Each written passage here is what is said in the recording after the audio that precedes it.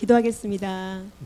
아버지 감사합니다. 이 시간, 이 귀한 시간 허락해 주시고 우리 안에 허락하신 생명과 복음의 말씀들을 나눌 수 있도록 인도해 주시니 감사합니다.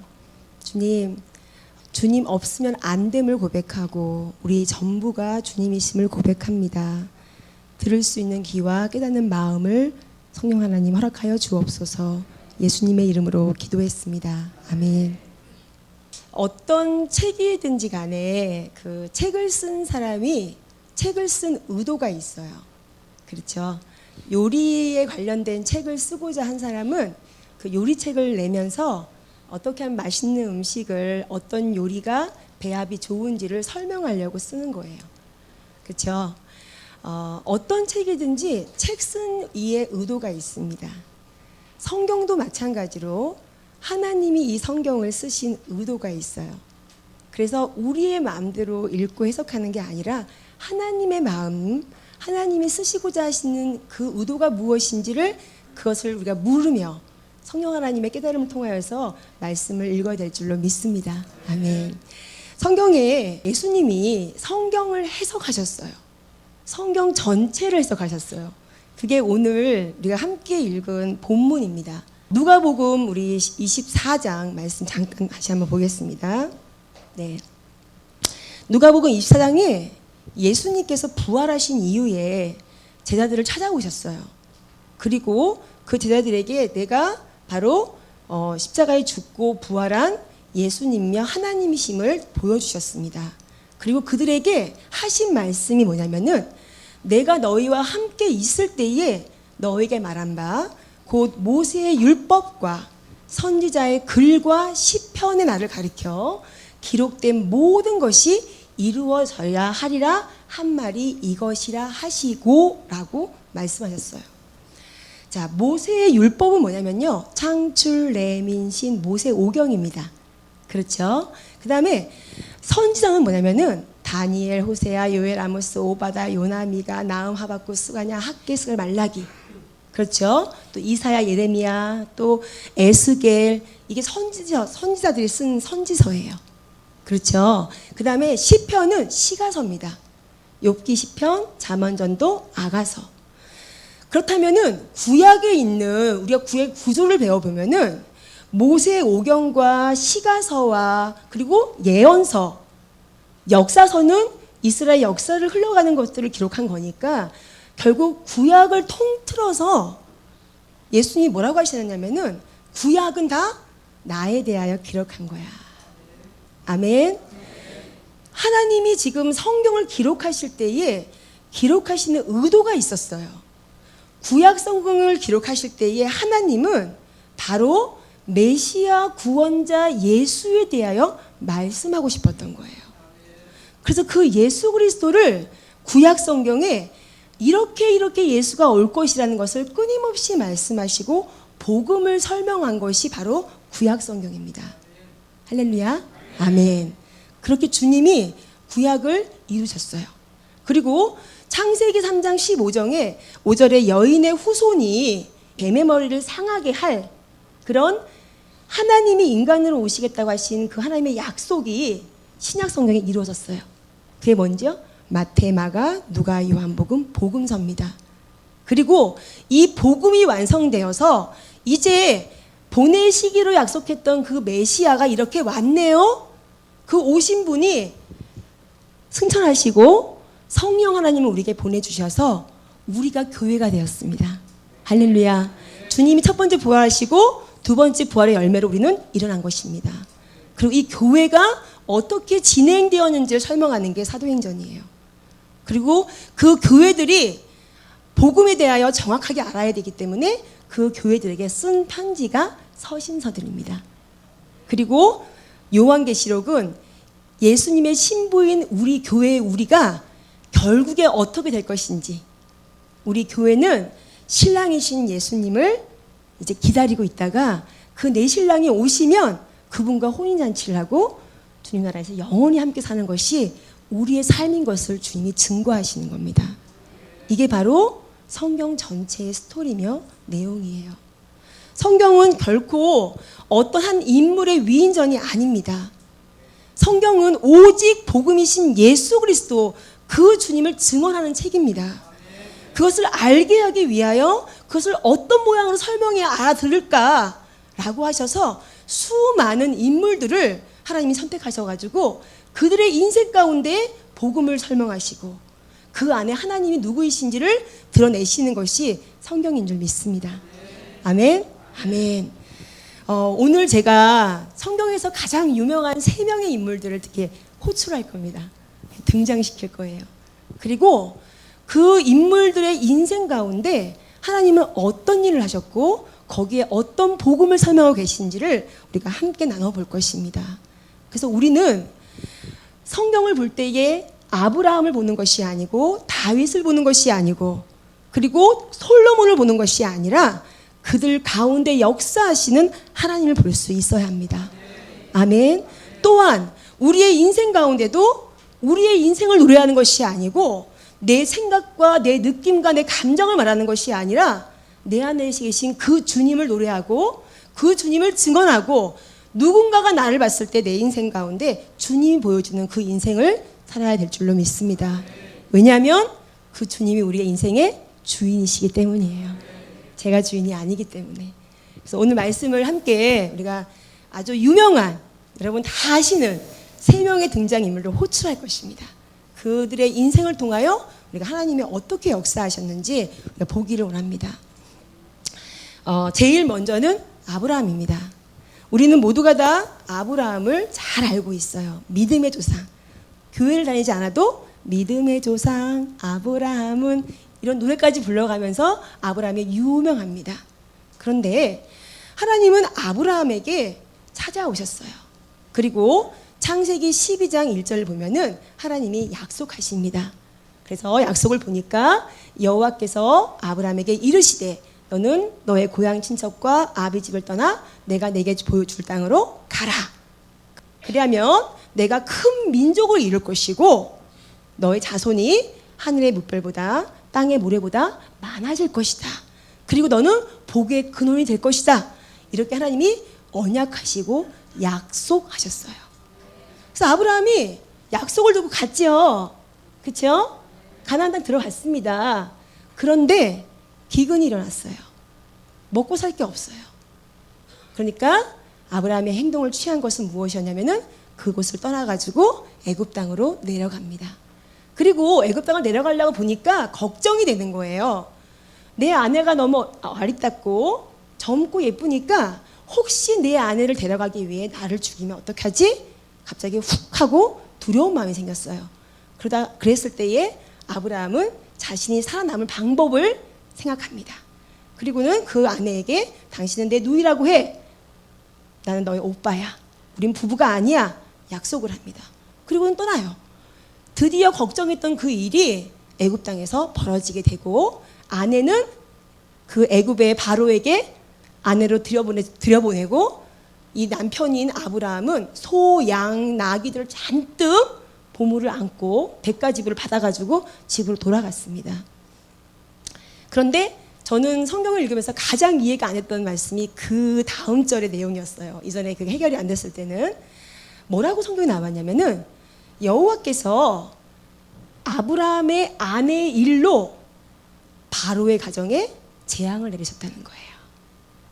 잘못은 누가 했습니까? 아브라함이 거짓말했어요. 살아남으려고. 근데 하나님은 아브라함에게 재앙을 내리신 게 아니라 바로 가정에다가 재앙을 내리셨어요. 전 너무 그게 이해가 안 갔어요.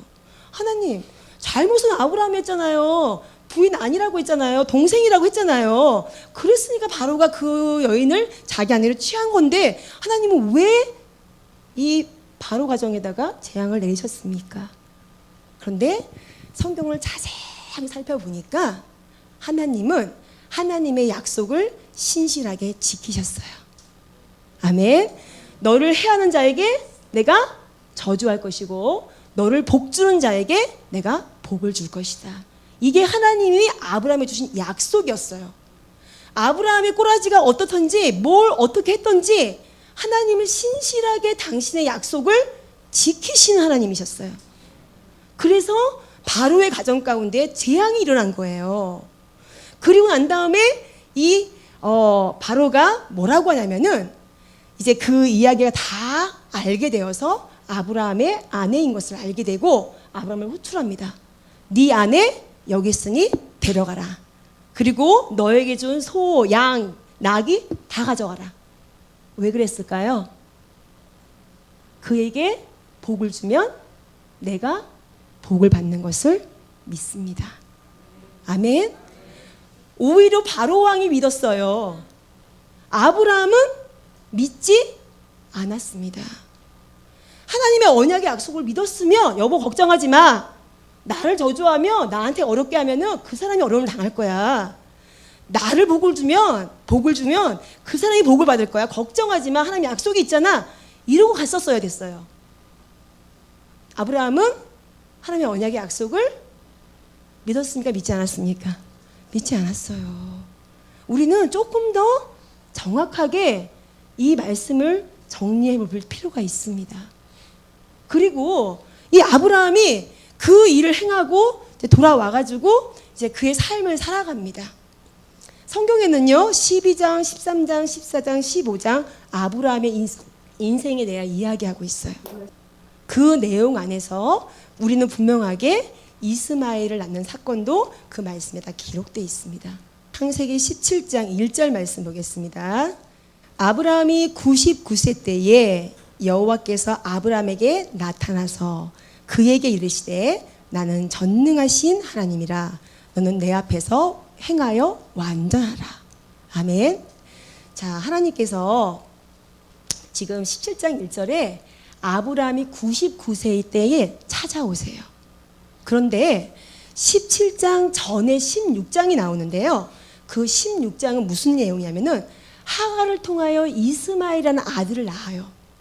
그때 나이가 몇 살이냐면은 맨 마지막 절 16장 마지막 절에 하갈이 아브라함에게서 이스마엘을 낳았을 때에 아브라함이 86세였더라.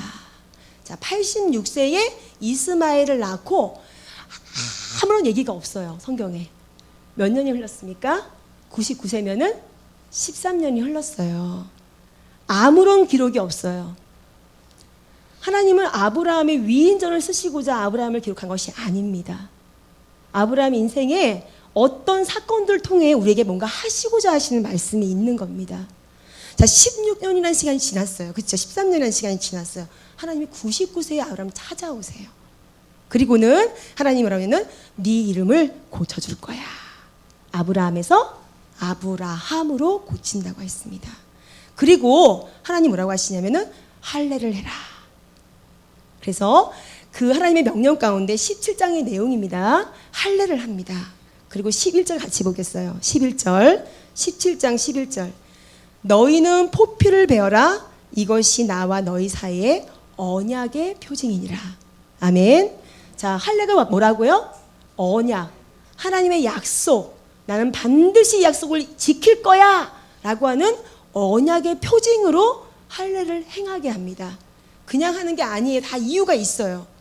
무언가 하나님이 시키시는 것은 그거에 대한 분명히 의미가 있습니다. 이게 뭐라고요? 하나님의 언약, 기억할 수 있는, 절대 잊어버리지 않게 내 몸에 새겨버린 거예요. 무엇을? 하나님의 약속을, 하나님의 언약을. 몇 살이었습니까? 99세였어요. 그런데 하나님이 그렇게 하시고 난 다음에 아브라함의 17절을 읽어볼게요. 17절. 자, 16절부터 내가 그에게 복을 주어 그가 내게 아들을 낳아주게 하며 내가 그에게 복을 주어 그를 여러 민족의 어머니가 되게 하리니 민족의 여러 왕이 그에게서 날 것이다. 17절 보겠습니다. 아브라함이 엎드려 웃으며 마음속으로 이르되 100세 된 사람이 어찌 자식을 낳을까? 사라는 90세니 어찌 출산하리요 하고 아브라함이 이에 하나님께 아뢰되 이스마엘이나 하나님 앞에 살기를 원합니다. 하나님이 이르시되 아니라 네 아내 사라가 내게 아들을 낳을 건데 너는 그 이름을 이삭이라 하라.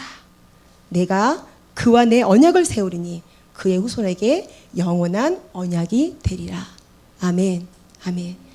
자, 99세의 아브라함을 찾아오셔서 하나님이 너에게 아들을 줄 거다. 아브라함이 웃었어요. 할렐루야, 드디어 하나님이 나에게 아들을 주시는군요. 이런 웃음이었나요? 어떤 웃음인가요? 참나. 아이고 하나님, 그냥 저기 이스마엘이라 좀 봐주시고요. 응? 아이고 말도 안 되는 얘기를 하시는구나. 뭐예요? 뭐라고 했습니까? 엎드려 웃으며 마음속으로 이르되 100세 된 사람이 어찌 자식을 낳겠어. 내 부인은 90세인데. 지금 성경 그대로입니다. 본문 그대로를 지금 읽고 있는 거예요. 아브라함이 99세가 되어서 75세에 부름 받아가지고 그렇게 하나님을 아는 상황에 살아가던 이 아브라함이 99세인데도 불구하고 하나님이 하신 약속을 지금 웃고 있어요. 이게 우리입니다. 아브라함이 엄청난 믿음이 좋은 사람이고 정말 아브라함이라고 이름을 불릴 만큼 정말 너무도 신실한 사람이라서 그럴 만한 사람이니까 그런 제목이기 때문에 하나님이 그에게 자녀를 허락하신 게 아니었어요. 몇 살이라고요? 99세예요. 100세 아들 낳습니다. 그렇죠? 99세였습니다. 그리고 한 장 넘겨가지고요. 18장 보겠습니다. 18장 12절 보겠습니다. 사라가 속으로 웃고 이르되 내가 노쇠하였고 내 주인도 늙었으니 내게 무슨 즐거움이 있으리요. 여호와께서 아브라함에게 이르시되 사라가 왜 웃으며 이르기를 내가 늙었거늘 어떻게 아들을 낳으리요 하느냐. 여호와께 능하시 못한 일이 있겠느냐. 기한이 이를 때에 내가 내게로 돌아오리니 사라에게 아들이 있으리라. 사라가 두려워서 부인하여 이르되 내가 웃지 아니하였습니다 라고 이르시되 아니 네가 웃었느니라. 똑같이 웃었어요. 사라도. 할렐루야, 주님이 내게 드디어 아들을 주십니다. 기쁨의 웃음이었습니까? 아니면 하나님 말도 안 되는 일이잖아요. 주님 아유 왜 이렇게 농담을 하시나 라는 웃음이었습니까? 어떤 웃음이었어요? 1번이에요? 2번이에요? 지금 본문의 내용을 자세하게 보면요, 이삭을 낳기 직전에 아브라함과 사라의 모습은 바로 우리의 모습입니다. 말씀이 써 있는데 끊임없이 우리가 그 말씀을 신뢰하지 못하고 이게 합당한 일이겠어? 이런 일이 정말 일어날 수 있겠어? 라고 생각하고 있는 우리와 같은 존재인 아브라함과 사라였어요. 그리고 그들에게는 1년 후에 성경은 정확하게 증언합니다. 사라가 이스악을 낳습니다. 하나님의 약속과 언약은 그 인생 가운데 그가 믿든지 믿지 않든지 반드시 이루어지는 사건이었습니다. 아멘. 그리고 아브라함은요, 그 연약함과 그 믿음 없음과 그 찌질함의 모든 자기의 모습 가운데서도 하나님이 아브라함이라는 믿음의 조상이라는 이름의 칭호를 받고, 그리고 하나님의 일들을 이제 믿음의 조상으로서 모든 사람들에게 불려지기 시작했습니다. 이것은 아브라함의 어떠함이 아니었어요. 우리는 분명하게 조금 더 객관적으로 우리가 아브라함을 볼 수 있어야 합니다. 아브라함은 믿음의 조상이었어요. 많은 사람들에게 믿음의 조상으로 불림을 받았습니다.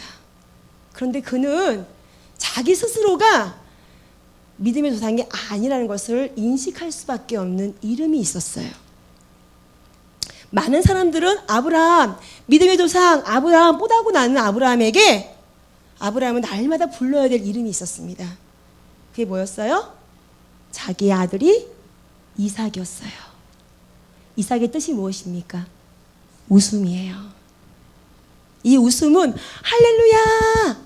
이 웃음이었습니까? 하나님 분명하게 창세기 17장에 비웃고 있는 아브라함에게 네 아들을 낳을 건데 그 아들의 이름이 이삭이다 라고 하셨어요.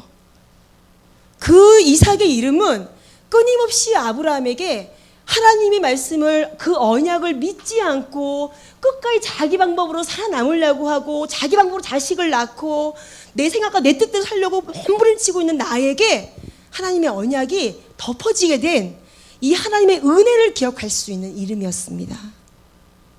내가 아브라함이 된 것은 내가 믿음이 좋아서 그 하나님을 잘 믿고 잘 따라오고 신뢰했으니까 나를 아브라함으로 불러주셨어가 아니라 내 꼬라지 기막히고 말도 안 되고 형편없는데 그 99세까지도 웃고 비웃고 있는 내게 하나님은 아브라함이라는 이름을 은혜로 덮어버리셨어.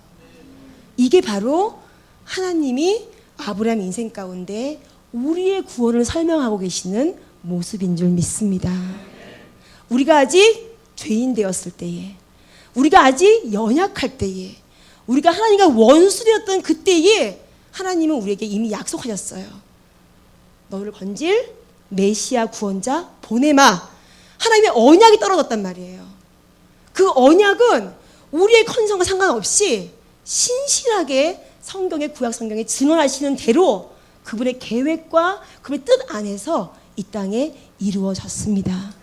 그리고 그분이 우리를 얼만큼 사랑하시는지를 확증하시는 사건을 우리에게 보여주신 게 십자가의 구원이었어요. 할렐루야. 아멘.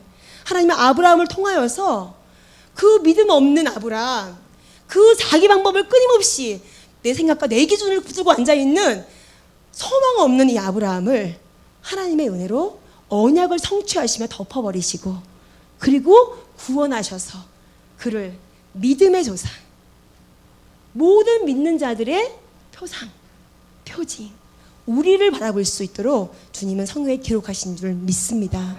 하나님의 약속이, 그 언약이 신실하신 그 하나님께서 하나님은 아브라함을 통하여 복음을 설명하고 계신 줄 믿습니다. 우리는 날마다 우리가 옛사람이라고 하는 죽지 않은, 아니 이미 죽은 존재임에도 불구하고 끊임없이 나를 속게 만드는 이 옛사람이라는 영역이 내 안에 있는 것을 우리는 봅니다. 말씀은 분명하게 보라 새 것이 되었다, 새로운 피조물이라고 하셨는데 오늘 아침에 눈 뜨면 끊임없이 찌질하고 끊임없이 성질 부리고 꼬라지 기가 막힌 내 모습을 보면서 무너지잖아요. 그렇죠.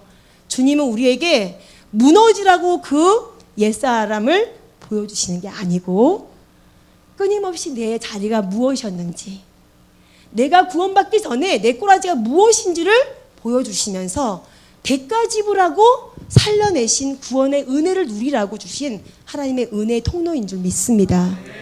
끊임없이 아브라함은 이삭의 이름을 부를 때에 자기의 원래 존재감, 그 옛사람, 죽은 존재, 결코 하나님을 신뢰하지 않고 믿지 않았던 그 존재를 기억하게 될 것입니다.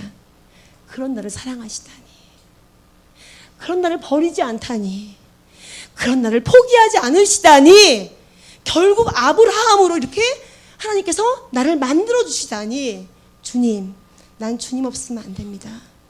주님이 전부이며 감사합니다. 구원의 은혜를 누릴 수 있는 통로였음을 고백합니다. 아멘. 아멘. 우리는 아브라함을 통하여서 주님을 보기 원합니다. 아브라함의 인생을 통하여서 우리 모습을 보기 원합니다. 내가 받은 구원이 무엇인지, 그 덮으신 사랑이 무엇인지를 한 번 더 확인할 수 있는 은혜가 있기를 원합니다. 아멘. 두 번째 소원할 분이 있어요. 다윗입니다. 이스라엘에 가서 제가 가장 존중하는 사람이, 존경하는 사람이 누구입니까? 킹 데이빗. 킹 데이빗. 다윗을 말합니다. 다윗 왕. 성경에는 다윗 왕에 대해서 여러 가지 이야기를 하고 있습니다. 우리도 알다시피 골리앗을 물맷돌로 던져가지고 맞추고 용맹하고 여호와의 이름으로 나누라 기름 부음 받은 이후에 10년이라는 시간 동안에 사울 왕을 피해 도망 다니는 인생을 살아갑니다. 두 번씩이나 사울 왕을 죽일 수 있는 기회가 있음에도 불구하고 하나님이 기름 부은 종이기 때문에 하나님을 두려워하는 마음으로 그가 그에게 해롭게 하지 아니하는 그런 이야기들이 사무엘 상서에 쫙 기록이 돼 있어요. 그리고 사무엘 하서에 들어오면서 드디어 이제 다윗이 정말로 유다의 왕이 됩니다. 헤브론에. 그리고 7년 동안 거기서 왕으로 있다가 전체 통일 이스라엘의 왕으로 기름 부어서 왕이 되어 진행되어지는 것을 우리는 볼 수 있습니다. 이 정도면 인내심도 있고 용맹함도 있고 하나님을 신뢰하는 사람이니까 이 사람은 존중할 만을 하지 않겠어, 우리가 뭔가 존경할 만하지 않겠어 하고 위인전으로 가려고 막 하는 찰나에 하나님께서 다윗을 찾아오세요. 이제 왕이 돼가지고 이제 기름 부음 받고요. 전체적으로 모두 정리가 됩니다. 평안한 이제 시기가 찾아왔어요. 사무엘하 7장. 자, 1절 보겠습니다. 여호와께서 주위의 모든 원수를 무찌르사 왕으로 궁에 평안히 살게 하실 때에, 어떨 때라고요? 평안히 살게 할 때에. 자, 분위기를 파악할게요. 그때에 뭐라고 이제 주님이 말씀하시냐면 7장 8절 보겠습니다. 8절. 그러므로 이제 내 종 다윗에게 이와 같이 말하라. 만군의 여호와께서 이와 같이 말씀하시기를 내가 너를 목장 곧 양을 따르는 데에서 데려다가 내 백성 이스라엘의 주권자로 삼고 내가 가는 모든 곳에서 내가 너와 함께 있어 내 모든 원수들을 내 앞에서 멸하였은즉 땅에서 위대한 자들의 이름같이 내 이름을 위대하게 만들어 줄 것이다. 내가 또 내 백성 이스라엘을 위하여 한 곳을 정하여 그를 심고 그를 거주하게 하고 다시는 옮기지 아니하게 하며 악한 종류와 정과 같이 그들을 해하는 모든 것들을 해하지 못하게 할 것이다. 쭉 축복을 하세요. 하나님께서 이렇게 말씀하시면서 약속과 언약을 주시는 겁니다. 그리고는 뭐라고 하시냐면요, 12절 내 수완이 차서 내 조상들과 함께 누울 때에 내가 내 몸에서 날 씨를 내 뒤에 세울 것이고 그의 나라를 견고하게 할 것이고 그는 내 이름을 위하여 집을 건축할 거고 나는 그의 나라의 왕위를 영원히 견고하게 할 것이다. 자, 이거는요, 하나님이 무엇을 하십니까? 약속을 하세요. 우리 하나님은 약속쟁이에요. 약속쟁이. 성경에 얼마나 많은 약속을 하시는지 몰라요. 약속은요, 한 사람에게 책임이 있죠. 그렇죠? 약속을 받은 사람은 기다리면 돼요. 근데 약속을 한 사람은 액션을 취해줘야 되잖아요. 그렇죠? 하나님은 날마다 우리에게 약속하세요. 근데 지금 다윗에게 약속하시는 거예요. 내가 네 몸에서 씨를 나게 해서 그 씨가 영원한 집을 세울 것이고, 이런 하나님의 나라에 대한 것을 다윗에게 하나님이 약속하십니다.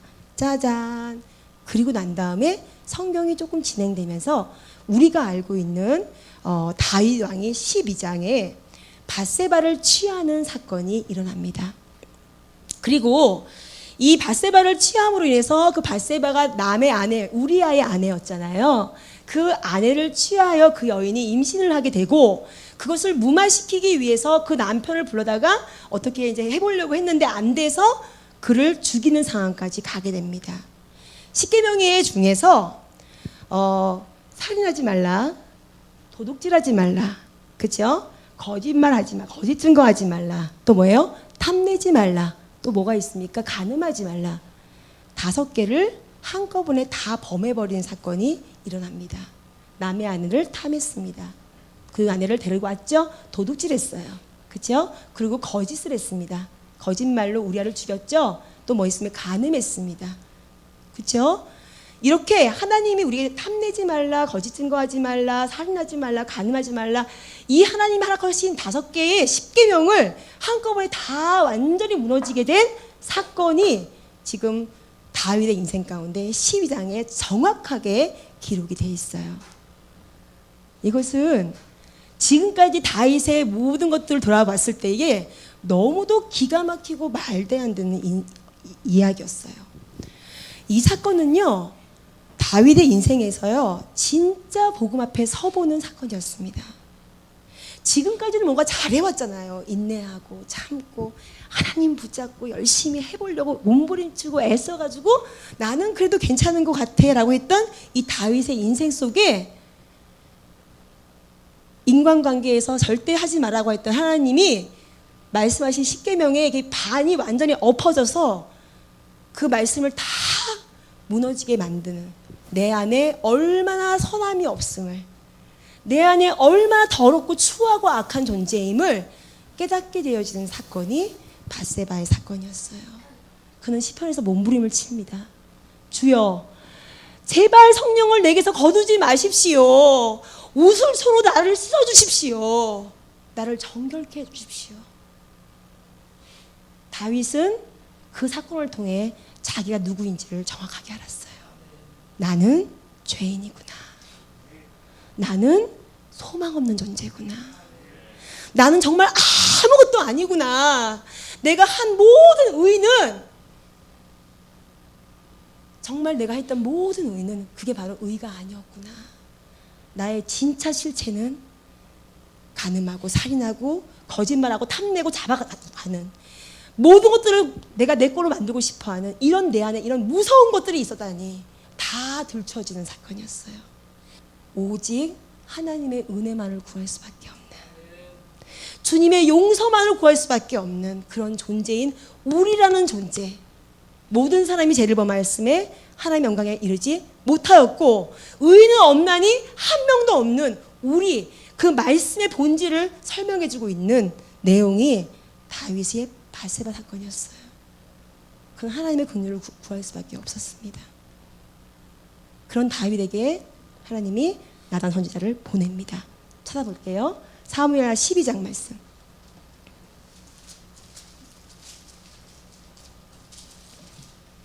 12장 7절 말씀 보겠습니다. 읽어보겠습니다. 나단이 다윗에게 이르되 당신이 그 사람이라. 이스라엘 하나님 여호와께서 이와 같이 말씀하시기를 내가 너를 이스라엘 왕으로 기름 붓기 위하여 너를 사울의 손에서 구원했고 내 주인의 집을 내게 주고 내 주인의 아내들을 내 품에 두고 이스라엘과 유다 족속을 다 내게 맡겼느니라. 만일 그것이 부족하였더라면 내가 이것을 저것을 더 달라고 했으면 더 주었을 것이다 라고 설명을 쭉 하세요. 그러면서 뭐라고 말씀하시냐면요, 자 9절 보세요. 그런데 다윗의 범죄함의 중심의 근원이 무엇인지 보겠습니다. 내가 어찌하여 내가 여호와의 말씀을 업신여기고 나보기에 악을 행하였느냐. 내가 칼로 햇사람 우리아를 치되 암몬 자손의 칼로 죽이고 그의 아내를 빼앗아 내 아내로 삼았도다. 이제 네가 나를 업신여기고 햇사람의 우리아의 아내를 빼앗아 내 아내로 삼았은즉 칼이 내 집에서 영원토록 떠나지 아니할 것이다. 아멘. 다윗이 범한 죄가 뭡니까? 하나님을 업신여기고. 업신여긴 게 무슨 뜻일까요? 존재하는 분을 없는 사람, 투명인간 취급하고 이 얘기입니다. 존재하신 하나님을 우리가 인식하고 살아가는 것이 아니라요, 업신여겨요. 없는 사람처럼 내가 행동하는 겁니다. 남편이 있는데 아내인 내가 남편이 없는 사람처럼 마음대로 돌아다니는 거예요. 이게 뭡니까? 업신여기고. 하나님이 계시는 것을 우리가 인정하고 안다면은 어떻게 그런 행동과 그런 생각을 할 수가 있겠냐는 겁니다. 주님이 네가 나를 신뢰하지 않고 믿지 않고 내가 없는 존재로 나를 여기고 하나님을 믿지 않는 죄, 하나님을 인정하지 않는 죄, 그게 뭐죠? 죄에 대하여는 너희가 나를 믿지 아니함이라. 이게 하나님이 말씀하시는 죄입니다. 그래 누가요? 다윗은 하나님을 업신여기는 죄를 범했어요.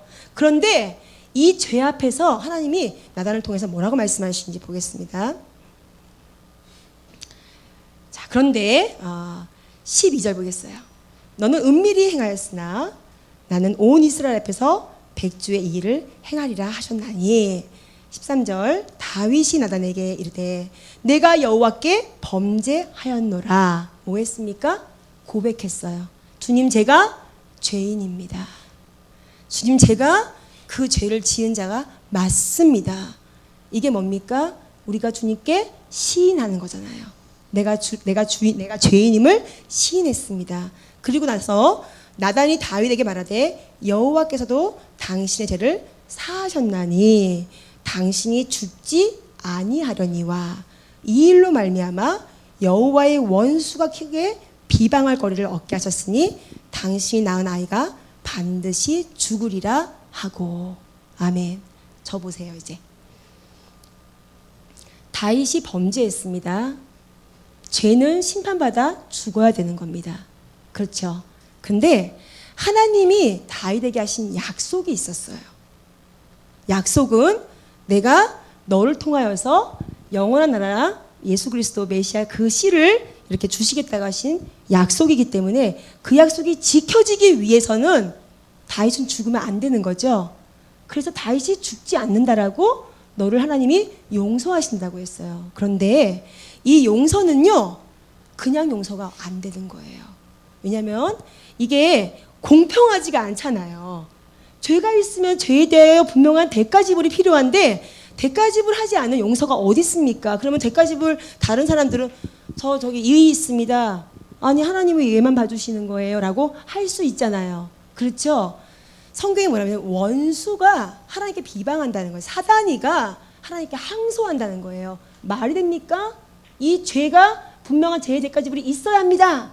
그러므로 그 죄의 대가지불이 생명이 그 아이가 죽는 사건으로 생명이 생명으로 바뀌어지는 그 상황이 하나님이 죽어야 될 우리, 죄인인 우리는 죄에 대해 심판받아야 될 우리를 용서하실 때에 우리의 용서에 하나님이 주시는 우리를 용서하신 용서는 그냥 용서가 아니었습니다.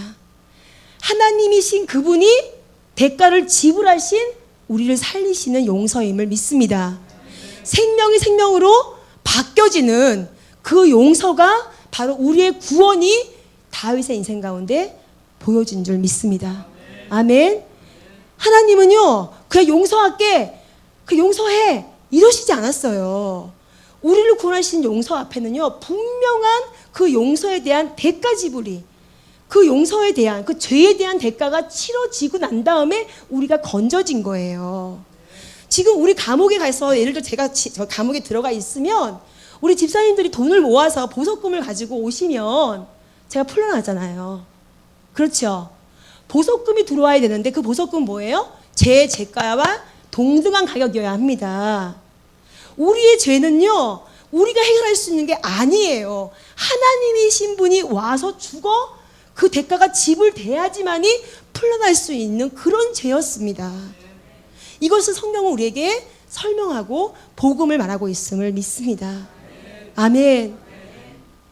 다윗이 존중할 만한 것이 아니라 그 찌질하고 정말 인간의 그 더럽고 추한 이 모든 것을 갖고 있는 그 한 영혼, 한 존재인 그에게 하나님이 대가 지불을 통하여 그를 용서하고 건지는 네가 죽지 않을 것이라는 구원이 다윗을 통하여 우리에게 설명되어진 줄 믿습니다.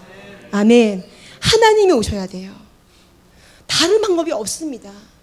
선을 쌓아도 안 되고 물질을 가져도 안 되고 지식을 배워도 안 됩니다.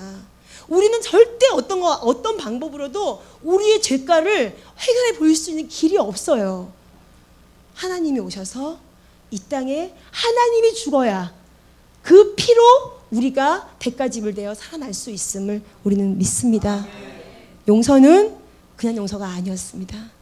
당신이 죽어 모든 것을 다 내려놓고 우리를 살리는 대가 지불이 우리의 용서 가운데 있었음을 우리는 기억해야 합니다. 아멘. 아멘.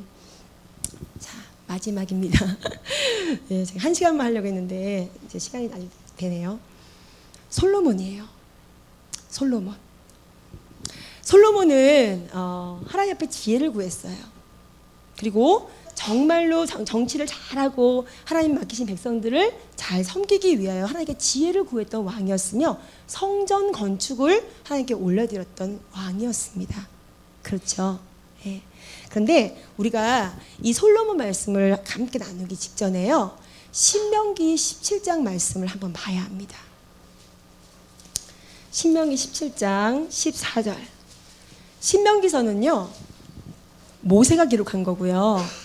가나안 땅에 들어가기 전에 바로 직전에 레위기서를 설교하고 한 번 더 강해한 내용이 신명기입니다. 그러면 가나안 땅에 들어가기 전에 기록한 거죠? 그렇죠? 모세가 기록한 겁니다. 여기 보면은 주님이 이렇게 말씀하세요. 14절 볼게요. 내가 내 하나님 여호와께서 내게 주시는 땅에 이르러 그 땅을 차지하고 거주할 때에 만일 우리도 우리 주위의 모든 민족들처럼 우리 위에 왕을 세워야겠다는 생각이 나면은 어떻게 하라고요?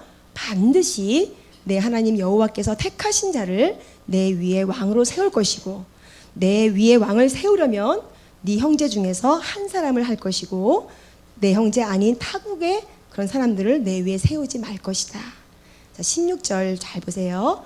그는 첫 번째 병마를 많이 주지 말 것이요.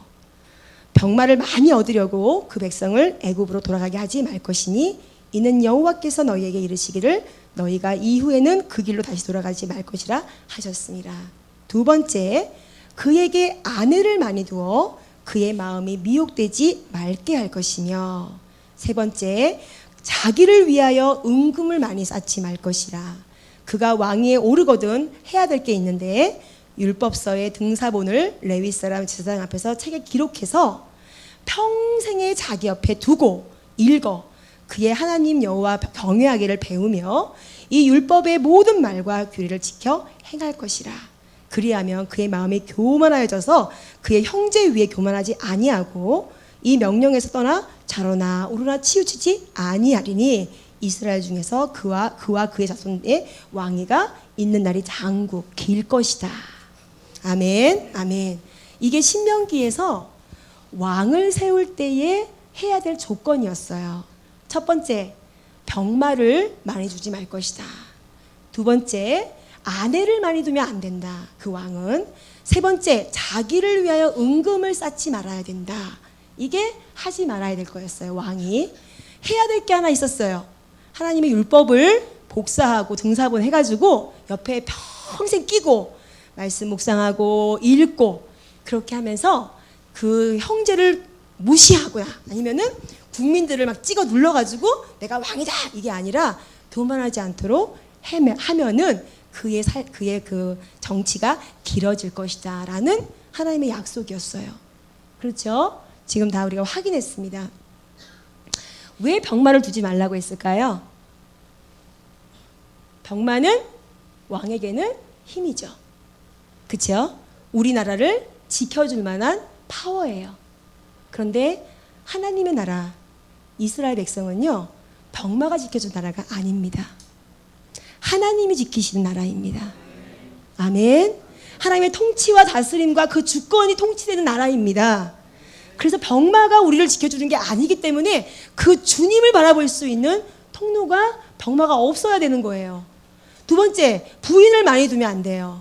왕들이 부인을 많이 둔다는 것은요, 정치를 외교 정책을 어떻게 합니까? 혼인을 해가지고 우리나라를 지켜줄 수 있는 뭔가 이렇게 그 어떤 윈윈할 수 있는 그런 것을 통해서 혼인을 하잖아요. 그래서 우리가 막 옛날 중국에 있는 막 그런 공주를 데리고 오고 막 이렇게 했지 않습니까? 그래서 혼인을 많이 한다라는 것은 결국에 또 하나님만 신뢰하고 하나님만 의지하는 것이 아니에요. 세 번째 뭡니까? 은금을 쌓지 마라. 여러분, 물질이 많으면 어떻게 됩니까? 만몬신이에요. 오죽한 만몬신이라고 했겠습니까? 그렇죠? 이 세 목록은요, 모두가 다 무슨 얘기냐면은 너를 왕 삼은 거는 바로 내가 너를 지명하여서 너에게 왕권을 준 거지 국민이 준 게 아니야. 병마가 너를 지켜주는 게 아니고 외교 정책을 잘하기 때문에 그렇게 해서 네가 왕이 된 게 아니야. 말씀을 읽다 보면 뭘 느낍니까? 아, 하나님이구나. 하나님이 나를 선택하셔서 나를 왕 삼아 주셨는데 왜 왕 삼았냐면은 우리 모두가 똑같은데 단지 나는 왕의 직분을 할 뿐이고 한 영혼 한 영혼을 귀하게 여기고 교만하지 않을 수 있는 방법이 말씀을 묵상하는 거였어요. 결국 하나님의 나라는요, 하나님의 방법과 하나님의 논리와 하나님의 주권과 그분의 생각과 그분의 말씀이 통치되는 나라입니다. 보편적이고 타당하고 합리적인 것이 운행되는 것이 아닙니다. 우리는 처음부터 합리적이지 않은 사랑을 받았어요. 만약에 합리적이라면요, 내가 지은 죄, 내가 감당하고 내가 죽는 게 합리적이죠. 맞죠? 근데 내가 죽어야 되는데 주님이 죽으셨어요. 그리고 날 살려주셨어요. 첫 단추부터 우리는 합리적인 사랑을 받은 게 아닙니다. 처음부터 손해보기로 작정하신 사랑을 받은 거예요. 하나님은 우리를 다 아시고 처음부터 하나님은 작정하셨어요. 사랑하기로 주님이. 그 당신은 손에 보시기로. 근데 우리는 뭐예요? 그분의 자녀인데 절대 손에 안 보려고 하잖아요. 논리가 맞습니까? 이게 가는 게 맞습니까? 근데 이 기준을 무엇을 가지고 있습니까? 세상 기준을 갖고 와서 교회를 운영하려고 합니다. 하나님의 나라는 그분의 주권과 그분의 통치와 그분께 순종하는 나라인 줄 믿습니다. 그 나라는 어디 와 있습니까? 이미 여기 와 있어요. 하나님 나라는 여기 있다 저기 있다 할 것이 아니라 네 안에 있느니라. 주님이 하신 말씀이었어요. 그 주님의 통치와 다스림이 있는 이곳이 하나님의 나라였어요. 이스라엘 백성들은 그렇게 운영되어야 했습니다. 이스라엘이라는 나라는요, 하나님의 나라를 어떻게 보면 보여주는 그런 왕국이었기 때문에 그분의 통치와 다스림과 그분께 순종해야지만이 그것이 안전하고 평안한 나라였어요. 그런데 지금 솔로몬이 어떻게 그 왕이 되어서 운행했는지 보겠습니다. 역대하 1장 13절 말씀 함께 읽어볼게요. 이에 솔로몬이 기브온 산당 회막 앞에서부터 예루살렘으로 돌아와서 이스라엘을 다스렸더라. 솔로몬이 병거와 마병을 모으매 병거가 1,400대요 마병이 12,000명이라 병거성에도 두고 예루살렘 왕에게도 두었으며. 아멘. 자, 아까 뭐라고 했습니까? 병마를 두지 말라고 했어요. 솔로몬이 어떻게 했습니까? 산당에서 내려왔대요. 산당에서 언제 내려온지 아세요? 일천보제 드리고 내려와가지고 뭐 했습니까? 지금 병마를 모으고 있어요. 병마를 두지 말라고 하셨잖아, 그렇죠? 두 번째, 열왕기상 11장 솔로몬 왕이 바로의 딸 외에, 자, 바로의 딸은요 애굽의 공주입니다. 그 외에 이방의 많은 여인을 사랑하였대요. 그러면은 애굽의 공주도 사랑했고 그 외에 이방의 여인들도 사랑했어요. 곧 모압과 암몬과 에돔과 시돈과 헷 여인이라. 눈으로 봤을 때는 외교 정책을 잘했어요. 이웃 나라들 공주들 다 데려다가 결혼해가지고 그 이스라엘을 굉장히 도와줄 수 있을 만큼의 외교 정책을 활발하게 했습니다. 그러나 하나님의 말씀을 순종하여 하지 않은 거죠. 2절 보겠습니다. 여호와께서 일찍이 이 여러 백성에 대하여 이스라엘에게 말씀하시기를 너희는 그들과 서로 통혼하지 말며 그들도 너희와 서로 통혼하지 말라. 그들이 반드시 너희의 마음을 돌려 그들의 신들을 따르게 하리라 하셨으나 솔로몬이 그들을 사랑하였더라. 왕은 후궁이 700명이고 첩이 300명이라 그의 여인들이 왕의 마음을 돌아서게 하였더라. 아멘. 네, 부인을 많이 두지 말라고 했어요. 솔로몬은 1000명의 부인을 두었어요. 그리고 여러 나라의 공주들을 다 데려다가 엄청난 외교 정책을 하면서 나라를 부강하게 만들었을지 모르겠지만 하나님의 말씀의 명령에 순종하지 않은 외교 정책을 하게 된 것입니다. 그리고 역대하 1장 15절 왕이 예루살렘에서 은금을 뭐처럼요? 돌같이 흔하게 하고 백향목을 평지에 뽕나무같이 많게 하였더라. 솔로몬의 말들은 애굽과 구해에서 사들였으니 왕의 무역상들이 때로 값을 정하여 산 것이며 애굽에서 사들인 병거는 한 대에 은 600세겔이고 말은 150세겔이고 이와 같이 햇사람들의 모든 왕들과 아람 왕들을 위하여 그들의 손으로 되팔기도 하였더라. 아멘. 아멘. 뭐라고 했습니까? 병마 두지 말고 안에 많이 두지 말고 그 다음에 은금을 자기를 위하여 쌓지 말고. 네, 이 모든 것들을 사실은 솔로몬의 통치 가운데 계속 진행이 되었고 결국 그는 수많은 산당들이 이스라엘 땅 가운데에 만들어지게 되고 우상 박람회를 만들어 놓고 그러면서 하나님의 진노를 사는 그러한 일들을 하게 되었습니다. 하나님은 그럼에도 불구하고 다윗에게 하셨다는 약속이 있었어요. 그래서 솔로몬에게 찾아오셔서 2번, 3번을 끊임없이 권면하십니다. 그러면서 하나님이 기회를 주십니다. 그리고 그에게 뭐라고 얘기하냐면은 내 아버지 다윗 때문에 내 대에서는 아니지만 반드시 이 나라가 반으로 나뉠 것이다.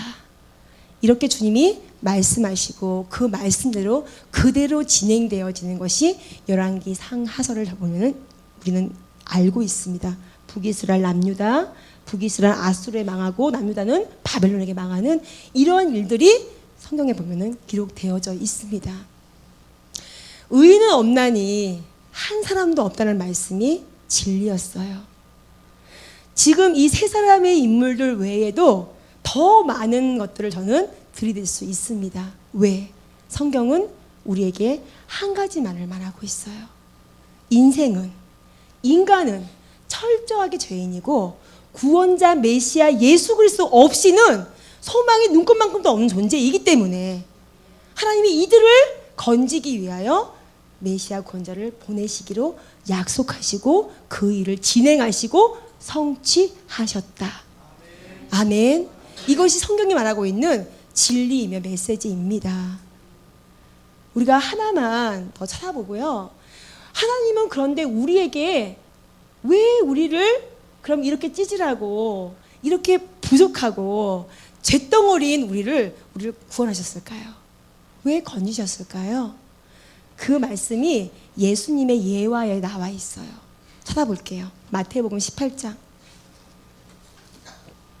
18장에 보면은 여러 가지 내용이 나오는데요.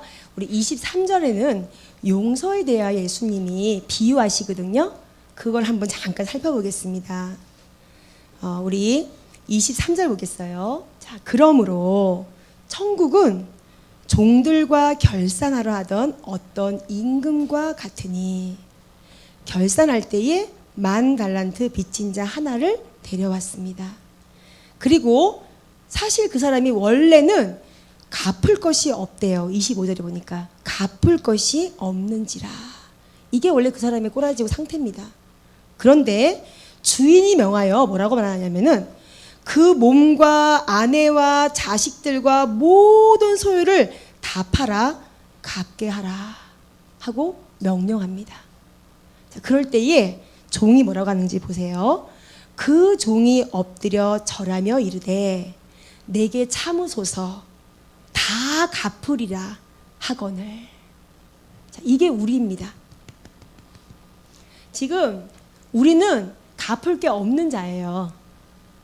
종을 팔고 내 몸을 팔고 내 자식을 팔고 갖고 있는 거 다 팔아도요, 우리는 그 주인한테 빚진 그 빚을요 갚을 수 있는 존재가 아니에요. 근데 우리는 몰라요, 우리를. 그래서 뭐라 그래요? 갚아볼게요. 제가 해볼게요. 제가 한번 노력해볼게요. 이게 지금 우리가 우리 자신을 잘 모르고 있는, 내가 누군지를 제대로 모르고 있는 우리의 모습이에요. 분명하게 이 사람은 갚을 능력이 없고 갚을 수도 없습니다. 근데 그 사람이 뭐라 그래요? 제가 갚을게요. 참아주세요. 라고 말하고 있는 이 모습이 우리입니다. 무언가 해서 열정적으로 인간은 자신이 자기가 가지고 처해 있는 그 자리에서 그 죄를 어떻게 해결해 보기 위하여 무언가를 끊임없이 합니다. 전 세계적으로 모두가 다 뭐예요? 무언가 우상을 만들잖아요. 그렇죠? 뭔가 끊임없이 선을 행하면 뭔가 잘 될 거야. 착한 일을 많이 하면 돼. 그리고 아니면 많은 걸 배우면은 내가 진리를 깨달으면 금당으로 들어간다. 라고 하는 불교의 어떤 사상 안에서도 내가 진리를 찾으면 돼. 라고 끊임없이 내가 할 수 있다고 생각합니다. 그런데 그게 지금 이 비유 안에서의 우리 모습을 보여주시는데 그 다음 절을 같이 읽어보겠습니다. 그 종의 주인이 불쌍히 여겨 놓아보내며 그 빚을 탕감하여 주었더니. 아멘. 용서와 탕감의 근원은요, 그 사람의 어떠함이 아니라 주인이 그 사람을 불쌍히 여기는 긍휼한 마음이었습니다. 죄인인 우리가, 죽어야 될 우리가 용서받고 구원받을 수 있는 근원은 하나님이 이 꼬라지기밖에 안 되는 이런 인간들을 사랑하셔서 그 영혼들을 건지고 싶고 구원하고 싶은 하나님의 그 긍휼히 여기시는, 불쌍히 여기시는 그 마음 때문에, 그것을 다른 말로 얘기하면 사랑이에요. 그 한 어원에서 긍휼과 사랑과 불쌍히 여김과 민망히 여기심, 이 모든 단어가 나왔습니다. 이것의 뜻이 뭐냐면요, 병들어 있는 자식, 죽어가는 자식, 약한 자녀를 바라보는 애타는 어미의 심정이래요. 이게 그 긍휼함의 뜻입니다. 하나님이 우리를 바라보시는데 병들어 있고 약한 이 자녀가 지금 죽어가고 있는 것을 바라보는 이 내가 차라리 죽었으면 좋겠다라고 생각하는 이 엄마의 마음, 그 마음이 긍휼함이에요. 그 하나님의 긍휼함이 없어서는 우리는 구원받을 수 있는 건덕지가 눈꽃만큼도 없는 사람입니다. 그 하나님의 사랑으로, 그 하나님의 용서와 그 주님이 대신 죽기 위하여 이 땅에 오시는 그 구원의 방법 외에는 우리가 구원받을 방법이 없었음을 우리는 성경을 통하여 확증합니다. 아멘이십니까? 아멘입니다. 제가 엄마잖아요. 제가 새 아이의 엄마인데 아이가 아프면 자다가도 땡 하면요 벌떡 일어나져요. 열이 나나? 약을 먹여야 되는데 어떻게 해야 되는데 잠을 못 자죠. 그리고 너무 졸려가지고 잠깐 잠이 들었어도 아이가 엥 하면요 일어나야 되나 말아야 되냐 절대 그것을 타진하지 않습니다. 몸이 어떻게 됩니까? 팍 일어나져요. 왜? 뭐 때문에 그래? 뭐 때문에 그래? 하고 찾아가게 돼요. 이게 어미의 심정이고 아버지의 심정, 부모의 심정이잖아요. 하나님이 이 땅에 오실 때 아유 이것들 내가 가서 내가 죽어야 살릴 수 있으니 어쩌겠어, 내가 진짜 가기 싫은데 가야지 라고 주님이 오셨을까? 아니면 주님이 0.01초에 어떤 망설임도 없이 그냥 벌떡 일어나서 그냥 왜? 어떻게? 내가 무엇을 해줄까? 라고 달려오셨을까? 그 주님이 죽으실 때에, 십자가에 죽으실 때에 억지로 참아야 돼. 어휴 참아야 저것들 이렇게 해서 주님이 죽으셨을까? 내가 한 재물 되어, 내가 주님께 하나의 재물 되어 이 모든 영혼들을, 온 열방을 살릴 수 있는 내 자식들이 살아날 것을 소망하며 그 주님이 기뻐하면서 그 십자가를 지시지 않으셨을까? 저는 생각해 봅니다. 성경은 한 가지를 이야기합니다. 결코 여러 가지일 수가 없습니다. 다윗을 노래하는 것도 아니고 아브라함을 노래하는 것이 아닙니다. 솔로몬이 너무 위대한 왕임을 칭송하는 것이 아닙니다. 우리가 누구인지, 우리를 사랑하시는 그 하나님의 사랑이 무엇인지, 그 주님의 손해보는 사랑, 그 주님의 미친 사랑을 설명하고 있는 것이 성경입니다. 그 사랑의 결정체는 바로 예수 그리스도, 하나님이 인간으로 오신 그 예수 그리스도, 그 주님을 통하여 우리가 구원받고 하나님의 자녀로, 사망에서 생명으로 이미 옮긴 바 된, 이미 현재 완료인 구원이 우리에게 임한 줄 믿습니다. 말씀의 능력을 믿습니다. 무엇을 근거로 여러분들 믿습니까? 하나님을. 성경입니다. 하나님 말씀하시니 아멘입니다. 주님 말씀하시니 아멘입니다. 하나님 그 아멘으로 마땅히 순종하는 것이 마땅합니다. 그 은혜가 우리 안에 있기를 원합니다. 덮어놓고 믿지 말고 그 말씀의 근거로 그 주님을 신뢰하고 말씀하셨사오니, 주님 내게 말씀하셨사오니 아멘입니다. 주님 기록하여 내게 읽혀주시오니 아멘입니다. 이 말씀을 확증하며 그 복음을 살아갈 수 있는, 예수님이 우리의 삶 속에 보일 수 있는 그 은혜가 있기를 축복합니다. 시간 기도하겠습니다.